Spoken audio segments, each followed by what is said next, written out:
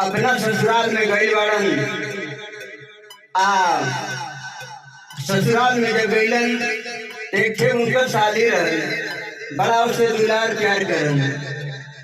एक दिन के बाद फिर के दोबारा ससुराल कुछ दिन के बाद गईलन तो ससुराल में केहू ना मिलल, उहे साली मिलल बजौना से बचपन से दुलार प्यार करत रहलन। तो ओ साली से एक बात करत हुन, का करत हुन, आज घर केहू नहीं खे, आज घर केहू नहीं खे, सागरो बसुना एगो चुमा दे देना। आज घर केहू नहीं खे, सागरो बसुना एगो चुमा दे देना। अपने जीजा के नमूना एगो चुमा दे देना। अपना जीजा के नमूना एगो चुमा दे देना।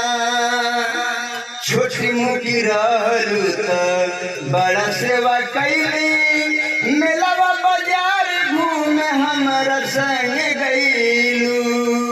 छोटी मोटी रहलू त बड़ा सेवा कैली, मेलावा बाजार घूमे हमरा संग गईलू। खेल बदले करहलू हो, खेल बदले करहलू, लमका झूना झूना एगो चूमा दे देना। अपना जीजा के नमूना एगो चूमा दे देना। अपना जीजा के